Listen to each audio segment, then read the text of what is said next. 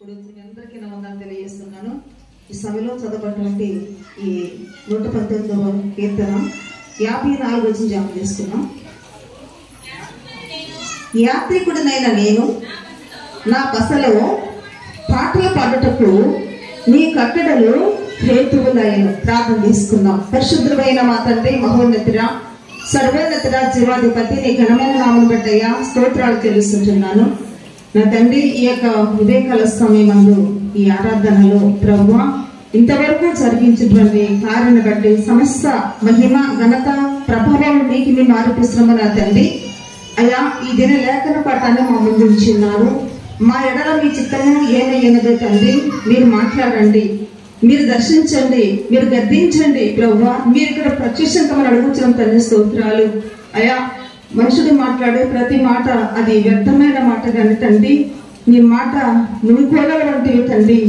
అవి మా యొక్క బాధల్లో నెమ్మదిని కలుగ చేసాయి, మా యొక్క కష్టాల్లో ఓదార్పు ఇచ్చేవి నీ మాటలు. కాబట్టి నీ మాటలు ఇక్కడ బయలుదేర్చినప్పుడు నన్ను పూర్తిగా మరుగుపరచండి. నా మాటలు కానీ, నా జ్ఞానం కానీ, నా ఆలోచన కానీ ఇక్కడ ఎంత మాత్రం పనిచేస్తానికి వీలేదు నా తండ్రి. పరిపూర్ణంగా మీరు ప్రత్యక్షమయ్యి నీ పిల్లలతో మీరు ముచ్చటించండి, మీరు మాట్లాడండి నా ప్రభువా. ఉన్నటువంటి శోధించే ప్రతి ఒక్క దురాత్మ సమూహమును నజరేటువంటి యేసు నామములో లయపరచండి. అనారోగ్యం చేత ఉన్నటువంటి వారిని ఈ వాక్యం చేత స్వస్థపరచండి. బాధల్లో ఉన్నవారిని వాక్యం చేత నెమ్మది పరచండి. సమస్యల్లో ఉన్న వారికి వాక్యం చేత ఆయా సమాధానం దయచేయండి. మమ్మల్ని తగ్గించుకుంటూ మిమ్మల్ని హెచ్చిస్తూ ఈ వాక్య పాట మీ చేతుల్లో సమర్పిస్తుండగా నడిపించి మీరు కృప చెప్పమని క్రీస్తు నామములో ప్రార్థిస్తున్నాం తండ్రి, ఆమేన్. ప్రియులారా, దేవునికి వాక్యంకి వెళ్ళే ముందు పోయిన వారం ఉన్నటువంటి వాక్యాన్ని ఒకసారి మనం గుర్తు చేస్తున్నాము. ఆత్మీయ కుష్ఠరోగం అనేటువంటి పాపముల గురించి మనం మాట్లాడుకున్నాము. సరే, దేవునికి సన్నిధిలో ఉన్నటువంటి మనం అందరూ కూడా ప్రియులారా ఒక విషయాన్ని గమనించాలి. మనం ఎవరు ఉన్నామని వాక్యం చెబుతున్నదంటే ఇక్కడ 54 వచనం చదువుతున్నాము. యాత్రికుడైన నేను నా బసలో పాటలు పాటకు నీ కట్టడలు హేతువులైన. హల్లెలూయా. ప్రియులారా, భూమి మీద మనము ఎవరండి? యాత్రికులము. ఈరోజు మీకు చెప్పడానికి ఇష్టపడుతున్న వాక్యం ఏంటంటే యాత్రికుని యొక్క కాల పరిమితి అనే దాని గురించి మీకు చెప్పాలని ఇష్టపడుతున్నాను. అయితే ప్రియులారా, యాత్రికుడు అంటే మనందరికీ తెలుసు. ఇక్కడ నుంచి వేరే ప్రాంతము అది చూడాలని మనం వెళ్ళినప్పుడు ఇన్ని రోజులను మనం ఒక పరిమితి పెట్టుకుంటాం. అంటే ఒక వారం రోజులు, ఒక 10 రోజులు, లేకపోతే మన వెసులుబాటును బట్టి మనం వెళ్ళుతున్నటువంటి ప్రదేశాన్ని బట్టి మనం ఆ యొక్క కాల పరిమితి నిర్ణయించుకుంటాం. అవును కదా? ఇన్ని రోజుల్లో నేను వెళ్తున్నాను, ఈరోజు వెళ్తున్నాను, తర్వాత పలానా రోజు వస్తాను, తిరిగి మళ్ళీ వస్తాను, ఇన్ని రోజులు అక్కడ ఉంటాను అనేటువంటి ఒక ఆలోచన కలిగి మనం వెళ్తాం. అంతేనా? లేకపోతే మనం ఒక ప్లాన్ లేక వెళ్తామా? యాత్రికుడికి ఒక ప్లాన్ ఉంటుంది. అలాగే ప్రియులారా, మనం భూమి మీద ఏమై ఉన్నాము? యాత్రికుడమే ఉన్నాము.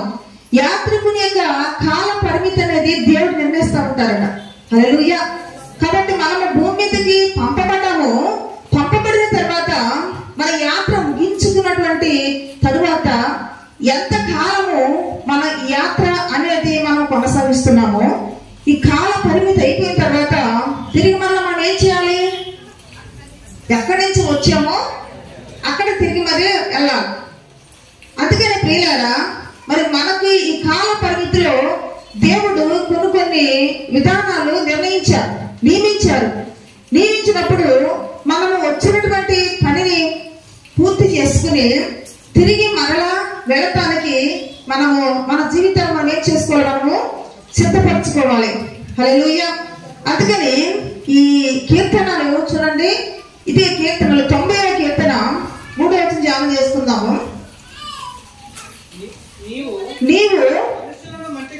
నీవు మనుషులను మట్టికి మార్చుచున్నావు, నరులారా తిరిగి రండని నీవు సెలవిచ్చుచున్నావు. హల్లెలూయా. దేవుడు ఏమంటున్నారట? మన కాల పరిమితి అయిపోయిన తర్వాత మనం యాత్ర యొక్క కాలము ఎంతైతే మనం ఎన్ని సంవత్సరాలు అయితే భూమి మీద దేవుడు మనం నియమించిన తర్వాత తిరిగి మరలా ఏమన్నాడు దేవుడు? నరులారా తిరిగి రండి అని ఆయన ఏం చేస్తున్నారట? పిలుస్తున్నారట.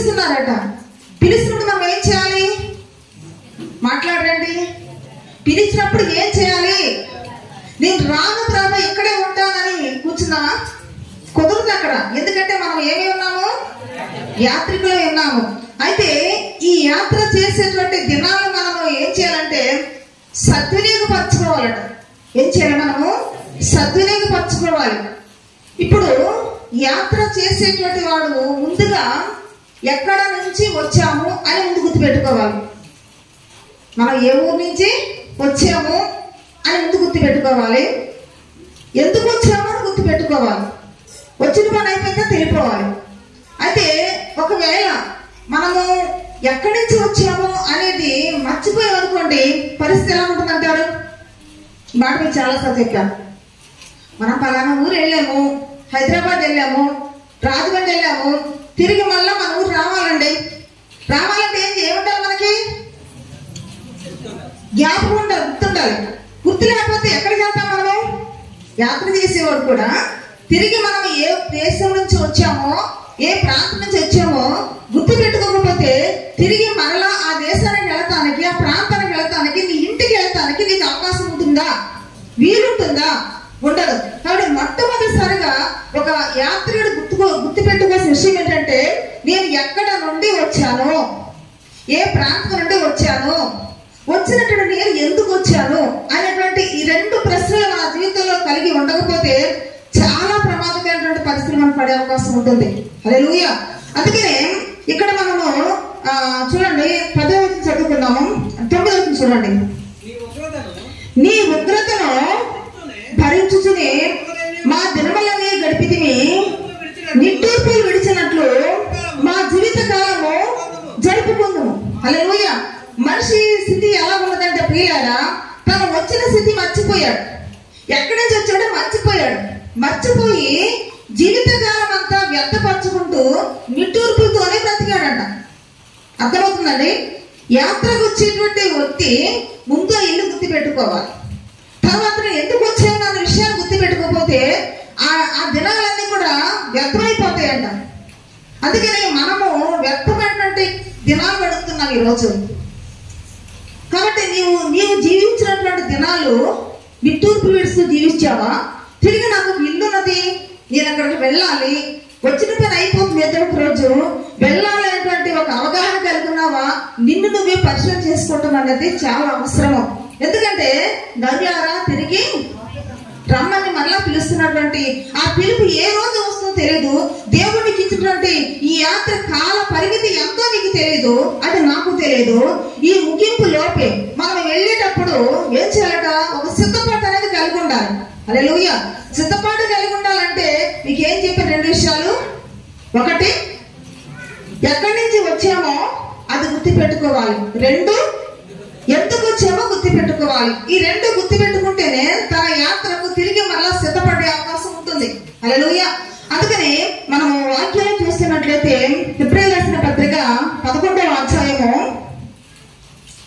హెబ్రీయులకు రాసిన పత్రిక 11వ అధ్యాయము 13వ వచనం చూడండి. వీరందరూ ఆ వాగ్దానముల ఫలము అనుభవింపకపోయినను దూరము నుండి చూచి వందనములు చేసి తాము భూమి మీద పరదేశములో యాత్రికులై ఉన్నామని ఒప్పుకుని విశ్వాసము కలవారే మృతి పొందిరి. హల్లెలూయా. భక్తులు దైవ గ్రంథాలు మనం చూస్తూ ఉన్నట్లయితే ఈ భూమి మీద వాళ్ళు ఏమైనా తెలుసుకున్నారట, ఏమని అనుకున్నారంట? మేము భూమి మీద యాత్రికులము, మేము ఇక్కడ పరదేశులము అని విశ్వాసముతో వారు ఎదురు చూస్తూ విశ్వాసంతో మృతి పొందారట. అందుకని మన జీవితంలో కూడా ప్రియులారా, ఇప్పుడు ఉన్నటువంటి ప్రతి వ్యక్తి కూడా గమనించాల్సిన విషయం ఏంటంటే, నేను ఒక యాత్రికురాలిని, నేను ఒక యాత్రికుడను, ఎక్కడి నుంచి వచ్చాను, నన్ను ఎవరి భూమి మీద పంపించారు, తిరిగి వచ్చినటువంటి నేను ఇక్కడ ఎందుకు వచ్చాను అనేటువంటి ఒక అవగాహనకి లేకపోతే తప్పనిసరిగా నీ యాత్ర ముగింపులో మరి ప్రమాదంలో పడే అవకాశం ఉంటుంది. హల్లెలూయా. అందుకని వీళ్ళు ఏమని భావించారట? భూమి మీద పరదేశులము యాత్రికులే భావించారు. 15వ వచనం చూడండి. వారు ఏ దేశము నుండి వచ్చిరో ఆ దేశమును జ్ఞాపకం ఉంచుకున్న ఎడల మరలా వెళ్ళటకు వారికి వీలు కలిగి కలిగి ఉండును. హల్లెలూయా. ఎంత చక్కని మాట ప్రియులారా. అందుకే మీకు ముందు చెప్పారన్నమాట. అంటే వారు ఏ దేశం నుండి వచ్చారో ఆ దేశంలో ఏం చేయాలంట? జ్ఞాపకం ఉంచుకుని ఎడల, గుర్తు ఉంచుకుని ఎడల తిరిగి మళ్ళా ఆ దేశం వెళతానికి అవకాశం ఉంటుంది. మనము బస్ స్టాండ్కి వెళ్తాము, ఎక్కడికి వెళ్ళాలో ఒక ఆలోచన మనకు ఒక జ్ఞాపకం ఉంటేనే కదా పలానా బస్ ఎక్కుతాము. కండక్టర్ అడుగుతాడు, ఎక్కడికి వెళ్తారమ్మా, ఎక్కడికి వెళ్తారంటే ఏమోనండి ఎక్కడికి వెళ్ళాలో తెలియదంటే దిగు అంటారు. అంతే కదా. పలానా ఊరు వెళ్ళాలని చెప్పేసి మనం అడ్రస్ చెప్తేనే కదా.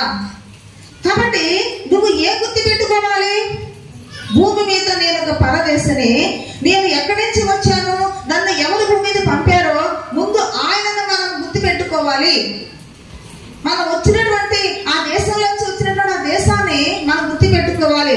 అందుకే వీళ్ళు ఏం చేశారట, అనుక్షణం కూడా ఏ దేశం నుండి వారు వచ్చారో ఆ దేశాన్ని గుర్తు పెట్టుకుని అక్కడికి వెళ్ళటకు వీలు కలిగినట్లుగా విశ్వాసం ద్వారా వారు గుర్తుకున్నట్టుగా మనం చూస్తూ ఉంటున్నాం. ఎవరు వారు? దేవుని యొక్క భక్తులు. హల్లెలూయా.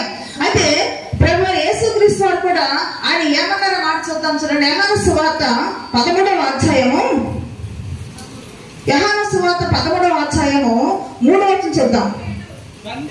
తండ్రి తన చేతికి సమస్యను అప్పగించిననియు, చూడండి, తాను దేవుని వద్ద నుండి బయలుదేరి వచ్చిననియు, దేవుని వద్దకు వెళ్ళవలసి ఉన్నదనియు యేసు ఎరిగి. హల్లెలూయా.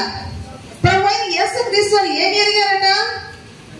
నేను తండ్రి దగ్గర నుండి వచ్చాను, తిరిగి మరలా వచ్చిన పని అయిపోయిన తర్వాత తిరిగి నా తండ్రి వద్దకు వెళ్ళాలి అని ఆయన ఎరిగారట.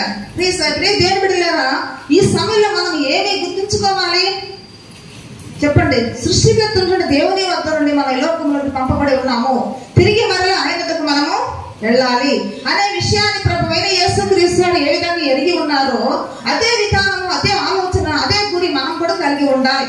హల్లెలూయా. అందుకని మనము ఇక్కడ ప్రభువైన యేసుక్రీస్తు వారిని గురిగా పెట్టుకోవాలి. ఆయన సృష్టికర్త మహాదేవుడు కూడా భూమి మీద ప్రతి ఒక్క దానికి ఒక మనకు ఒక మాదిరి మనం చూపారు. ఒక మానవుడు, ఒక విశ్వాసి, ఒక వ్యక్తి ఏమని ఆలోచించాలి అంటే, నేను ఎక్కడి నుంచి వచ్చానని ఆలోచించాలంటే దానికి అడ్రస్ ఏం చెప్పారు ఈయన?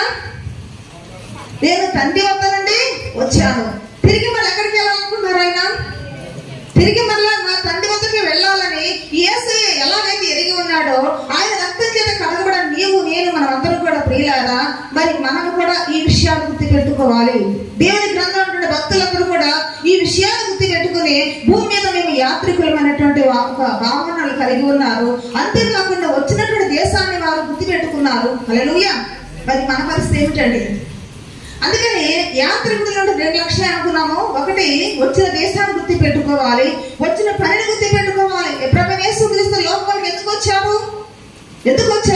మనందరి కోసం ప్రాణం పెట్టడానికి వచ్చారు, మనందరికి రక్షిస్తానికి వచ్చారు. వచ్చిన పని అయిపోయింది, ఏం చేస్తారని తిరిగి వెళ్ళిపోయారు. మన జీవితాలు కూడా మన యొక్క యాత్రికుల యొక్క కాల పరిమితి ఎంతైతే ఉన్నదో మనందరికి దేవుడు కూడా ఒక కాలాన్ని నిర్ణయిస్తూ ఉంటారు, కొన్ని దినాలు మనకి ఇస్తూ ఉంటారు. అంటే అందుకే మనం 90 క్రితం చదువుకున్నాం తీనొస్తలేదు కానీ 70 సంవత్సరాలు 80 సంవత్సరాలు ఉదాహరణకు చెప్పాడు ఇక్కడ దావీదు. అంటే మన జీవితంలో కూడా ఎంత ఆయుష్య మనకు నిర్ణయిస్తాడు దేవుడు మనకు తెలియదు. అర్థమవుతుందండి? మనకి ఇచ్చినటువంటి ఈ యొక్క యాత్రిక కాల మరి పరిమితిని మనం ఏం చేసుకోవాలి? మనము జీవితకాలం అంతా నిట్టూర్పు విడుస్తూనే ఎందుకు వచ్చామో అనేటువంటి ఒక అవగాహన బ్రతికే దానికి అర్థం ఉంటుందా? తిరిగి నువ్వు దేవునికి వెళ్ళేటువంటి అవకాశం నీకు ఉంటుందా? ఉండదు. హల్లెలూయా. అందుకని ప్రియులారా, ఏప్రిల్ రాసిన పత్రిక 11వ అధ్యాయం మనం చూస్తున్నట్లయితే చూడండి, ఇక్కడ అబ్రహాముని దేవుడు మన ముందు పెడుతున్నారు. 11వ అధ్యాయం 8వ వచనం. అబ్రహాము పిలువబడినప్పుడు విశ్వాసమును బట్టి ఆ పిలుపుకు లోబడి తాను స్వాచ్ఛముగా పొందనన్న ప్రదేశమునకు వెళ్ళెను, మరియు ఎక్కడికి వెళ్ళవలెనో అది ఎరుగగానే బయలు వెళ్ళాను. హల్లెలూయా. ఇది చాలా సార్లు చదువుకున్నాం. అబ్రహాముని దేవుడు పిలిచినప్పుడు ఎక్కడికి వెళ్ళాలో తెలియదు. ఎవరికి? అబ్రహాముకి తెలియదు. కానీ ఒక గురి పెట్టుకున్నాడు. ఏమిటా గురి అంటే, దేవుడు పిలిచారు, రమ్మన్నారు, ఏమో ఎటు తీసుకెళ్తారు కానీ నా క్షేమం కొరకే అనే విశ్వాసం కలిగి ఉన్నాడు. సరే, వెళ్ళిన తర్వాత దేవాతి దేవుడు అబ్రహాముకి చెప్పినటువంటి వాగ్దాన దేశానికి దేవుడు అబ్రహాము నడిపించారు. అయితే విషయం ఏంటంటే ప్రియులారా, అబ్రహాము గురేమిటి? అంతకుముందు దేవుడు అబ్రహాము పిలిచినప్పుడు ఆ పిలుపులో దేవుని పట్ల విశ్వాసము, తర్వాత దేవుడు ఏ దేశానికి పంపిస్తాడో ఆ పంపబడిన ప్రదేశానికి వెళ్ళాలి అనేటువంటి ఒక గురి మాత్రమే అబ్రహాము కలిగి ఉన్నాడు. అయితే తర్వాత ఏం జరిగిందంటే ఇతనికి విశ్వాసం చేద్దాం ప్రియులారా. ఇప్పుడు 9వ చూడండి. విశ్వాసమును బట్టి అతనితో ఆ వాగ్దానమునకు సమానవాసులైన ఇస్సాకు యాకోబు అనేవారును గుడారములో నివసించుచు అన్యుల దేశములో ఉన్నట్టుగా వాగ్దత్త దేశములో పరవాసులగిరి. హల్లెలూయా. ఈ అబ్రహాము తర్వాత ఇస్సాకు తర్వాత యాకోబు, వీరందరూ కూడా అబ్రహాముకు చేసినటువంటి వాగ్దానమును బట్టి ఈ యొక్క కనాను దేశం వెళ్ళిన తర్వాత వాళ్ళు ఎలా ఫీల్ అయ్యారంటే తెలుసా? ఇది మనకు ఒక పరదేశం అనుకున్నారట. వాగ్దానం చేసిన దేశంలో ఉండి కూడా, అంటే అబ్రహాముకి దేవుడు ఏం చేశారు? పాలు తేనె ప్రవహించే దేశాన్ని పంపిస్తామని వాగ్దానం చేశారు. ఆ వాగ్దానం చేసిన దేశంలో ఉంటూ కూడా వాళ్ళు ఏ దేశం కోసం కనిపెట్టారట? ఏమనుకున్నారట వాళ్ళు? అసలు వాళ్ళు ఏమనుకోవాలి? దేవుడు మాకు ఇక్కడే పంపిస్తానన్నారు. అబ్రహాముకి చేసినటువంటి వాగ్దానాన్ని బట్టి ఈ కనాను దేశాన్ని దేవుడు మాకు ఇచ్చారు, వాగ్దానం చేసిన ప్రదేశానికి మేము వచ్చాము అని ఊరుకున్నారా? లేకపోతే ఇది మాకు ఒక పరదేశం అనుకున్నారా వారు? ఎంత అద్భుతమైన మాట ప్రియులారా. అంటే దేవుడు చేసిన వాగ్దాన దేశం ఏంటి? అబ్రహాముకి పాలు తేనె ప్రవహించే కనాను దేశం, లోకసమైనటువంటి ఆ యొక్క పాలు తేనె ప్రవహించే దేశాన్ని ఇస్తానని అబ్రహాముకి దేవుడు వాగ్దానం చేశారు. అయితే రాను వీళ్ళలో విశ్వాసం అభివృద్ధి కలిగి ఈ దేశం కంటే దేవుడు ఉండే దేశానికి అయితే మంచిదేమో. అర్థమవుతుందండి? దేవుడు నివసించేటువంటి దేశానికి వెళ్ళాలి, కానీ ఇది మాకు ఎంతవరకు అయినా సరే ఇది ఒక పరదేశమే అనుకున్నారు వారు. అంటే మనము కూడా ఈ యొక్క ఆలోచన కలిగి నేను అంటాను. చదవండి. యాలయనగా దేవుడు పైన చూడండి, అన్యులు యాకోబు అనువారు గుడారములో నివసించుచు అన్యుల దేశంలో ఉన్నట్టుగా. చూసారా ఎలాగనుకున్నట్టు వారు? వాగ్దాన దేశంలో ఉండి కూడా దేవుడు ఏ మాట అయితే ఎక్కడ పంపిస్తానని వాళ్ళకు చెప్పారో ఆ చెప్పబడినటువంటి ఆ దేశంలో ఉండి కూడా వాళ్ళు ఏ మాత్రం కూడా ఈ దేశం మాది అనుకోలేదంట. వారు మాకు ఇదే సంవత్సరం అనుకోలేదట, మేము ఎక్కడే కాలం గడిపేస్తాం అనుకోలేదట. అంటే వాళ్ళ కాల పరిమితిని, వాళ్ళకి యాత్రికుని యొక్క విధానం వాళ్ళు అనుసరించినారు. అంటే ఎంత రోజులు ఉన్నా సరే ఈ కానాను దేశంలోంచి మేము చనిపోవాలి కదా. ఈ కానాను అంటే దేవుడు వాగ్దానం చేసిన దేశంలో ఏదో ఒక రోజు మేము చచ్చిపోతాం. ఇక్కడ తర్వాత మన పరిస్థితి ఏమిటి అని ఆలోచించారండి.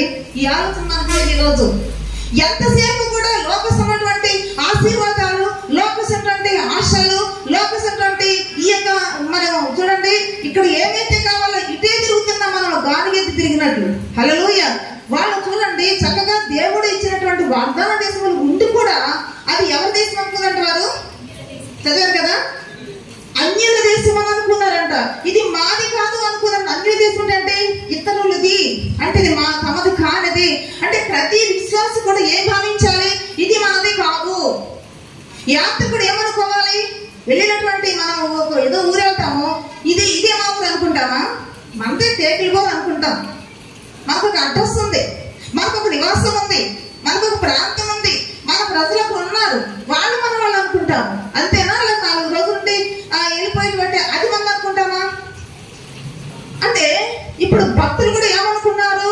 దేవుడు వాగ్దానం చేసినటువంటి భూమిలో ఉండి కూడా ఇది మనది కాదు, ఏదో ఒక్కరోజు మనం ఈ భూమిలోంచి మనము వెళ్ళిపోవాలి, ఇది అన్య ప్రదేశము. చదవండి. అన్యుల దేశము చదవండి. అన్యుల దేశంలో ఉన్నట్లుగా వాగ్దత్త దేశంలో పరవాసులేదట. ఏలైనగా ఎందుకలా వాళ్ళ పరవాసులుగా భావించారంటే వాళ్ళ యొక్క గురి ఏమిటి? వాళ్ళ ఉద్దేశం ఏంటి? వాళ్ళ ఆశ ఏంటంటే చదవండి. ఏలైనగా దేవుడు దేనికి శిల్పియు నిర్మాణకుడే ఉన్నాడో పునాదులుగా ఆ పట్టణం కొరకు అబ్రహాము ఎదురు చూచుచూ ఉండెను. హల్లెలూయా. అంటే అబ్రహాముకి ఎదురు చూపు ఏమిటి? అబ్రహాము యొక్క మరి ఆ యొక్క దేనికోసం అతను నిరీక్షిస్తున్నాడు, ఏది తనదని భావించున్నాడు.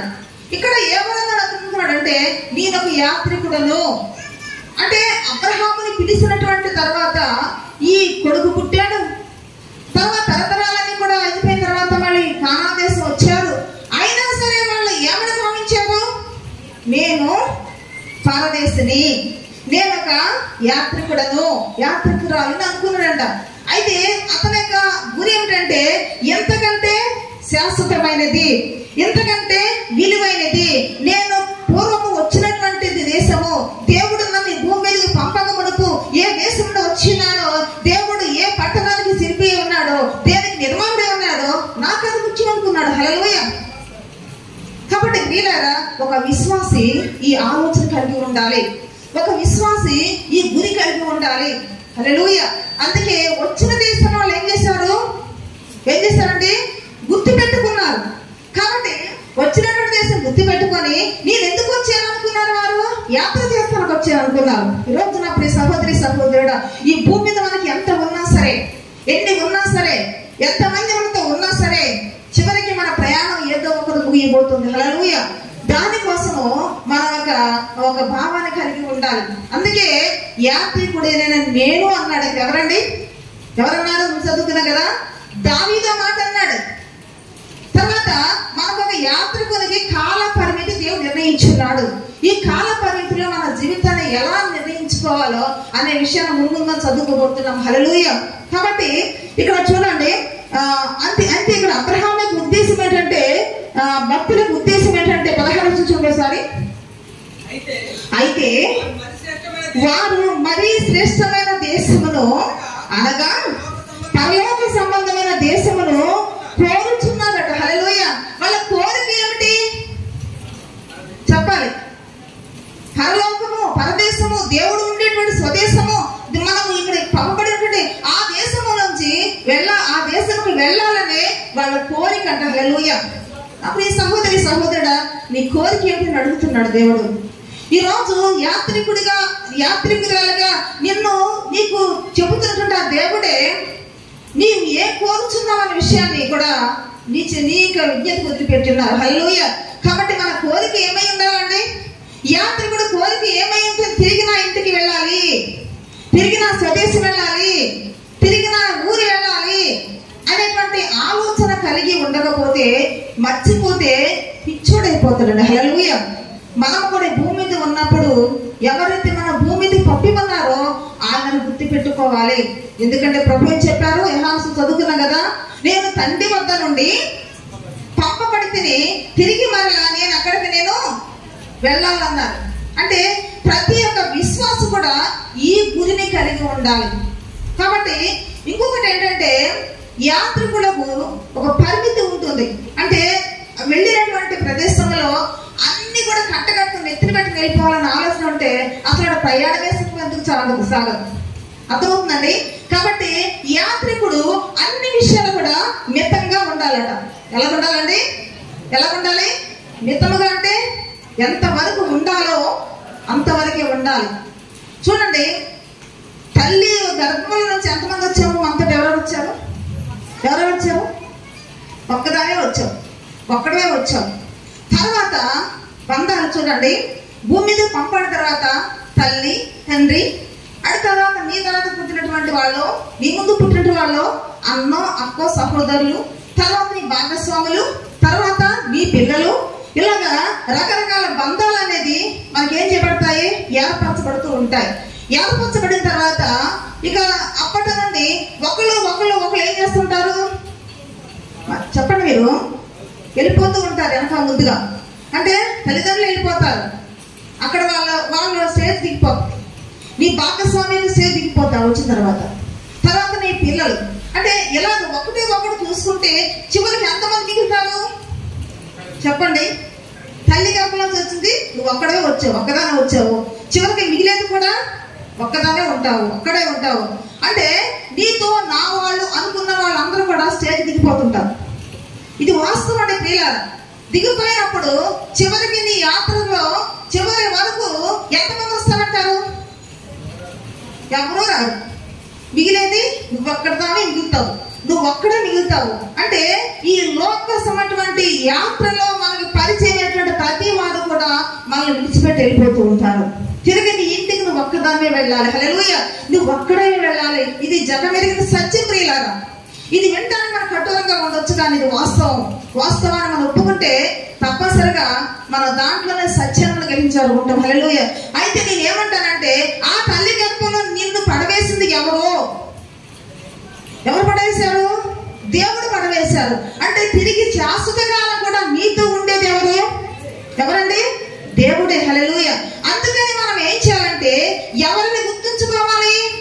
యాత్రలో ఉన్నటువంటి నేను ఒక్కడనే అనుకోవాలి, నేను ఒక్కదాన్ని అనుకోవాలి. వాళ్ళు స్టేజ్ వస్తే ఏం చేస్తారు చెప్పండి? నీతో ఉన్న బంధాలని కూడా ఏం చేస్తారు?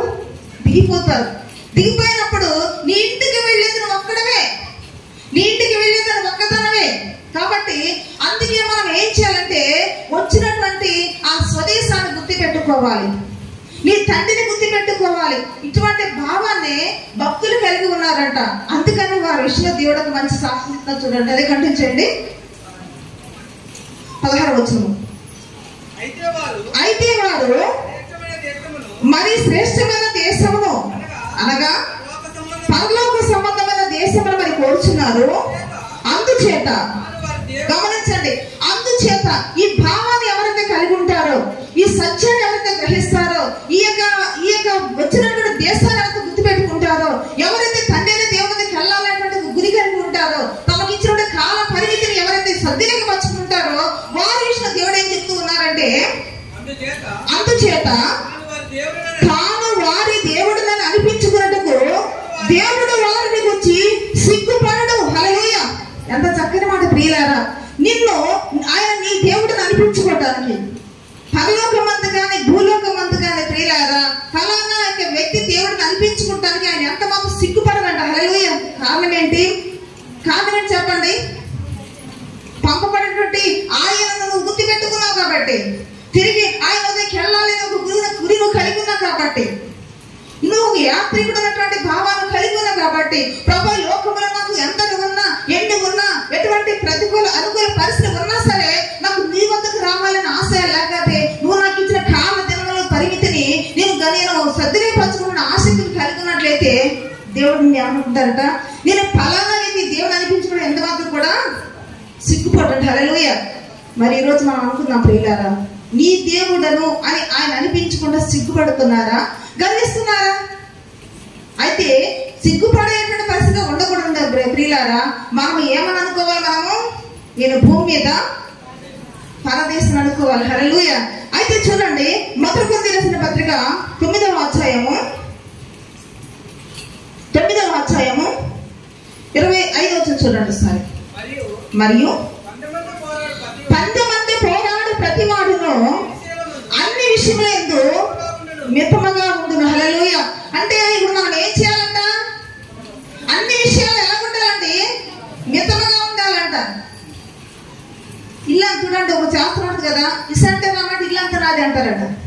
అంటే దేవుడు వెళ్ళి చూసిరండి, మీకు ఒక 70 సంవత్సరాల కాల పరిమితి ఇచ్చాను, ఒక 50 సంవత్సరాల కాలం గడిపి రండి, కాబట్టి మీరు వచ్చిన పని తిరిగి రండి. దేవుడు భూమి మీద మనం పంపించినప్పుడు దేవుడిని మర్చిపోతున్నాం. దాని ఉదాహరణ ప్రియులారా, ఓడలో ఉన్నటువంటి కాకిని నోవాహు నేల ఆరిందో లేదో, భూమి మీద కాలు లేవటానికి చోటు ఉందో లేదో చూసిరమ్మని ఇక్కడ నోవాహు కాకిని పంపిస్తే, ఆ కాకి ఏం చేసింది చెప్పండి? తిరిగి రాలేదంట. ఎందుకంటే అక్కడ మునిగిపోయినటువంటి శవాలు, దుర్వాసన కొట్టేటువంటి శవాలు, అవన్నీ చూసి అది దానికి ఇంపుగా అనిపించింది. ఇంతకంటే నాకు వేరే ప్రపంచంలో మంచిది కదా అనుకుంది.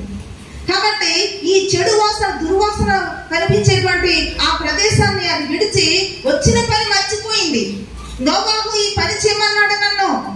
నోవాహు తిరిగి మరి ఈ యొక్క ఆ భూమి ఎలా ఉందో లేదో తెలియజేసి రమ్మన్నాడు. ఈ మాట అతనికి చెప్పాలి, నేను తిరిగి వెళ్ళాలనే ఆలోచన పక్కన పెట్టేసింది.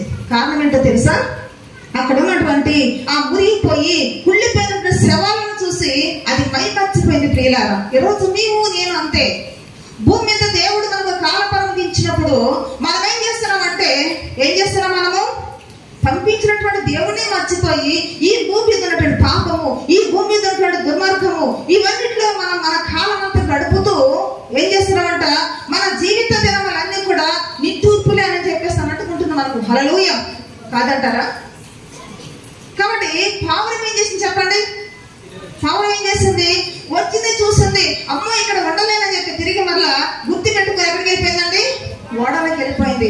మన జీవితంలో కూడా ప్రియులారా గుర్తు పెట్టుకోవాలి. ఏ ఓడలోంచి వచ్చాను నేను, ఎవరైతే ఎవరు గుర్తు పెట్టుకున్న పావురం ఎలా గుర్తు పెట్టుకుని తిరిగి మళ్ళా నోవహు దగ్గరికి వెళ్ళిపోయిందో, మన జీవితంలో కూడా నా ప్రియులారా ఏదో ఒక రోజు తిరిగి మళ్ళా అక్కడికి వెళ్ళిపోవాలి అనేటువంటి ఒక అవగాహన కలిగి ఉండాలి. అంతేగాని ఇప్పుడున్నటువంటి పాపము, లోకంలో ఉన్నటువంటి సుఖ సంతోషాలతో మనం జీవించుకుంటూ ఉండి పంపినటువంటి దేవుడు మనం మర్చిపోతే మన యాత్ర అర్థోగంతగా అయిపోతుంది ప్రియులారా. హల్లెలూయా.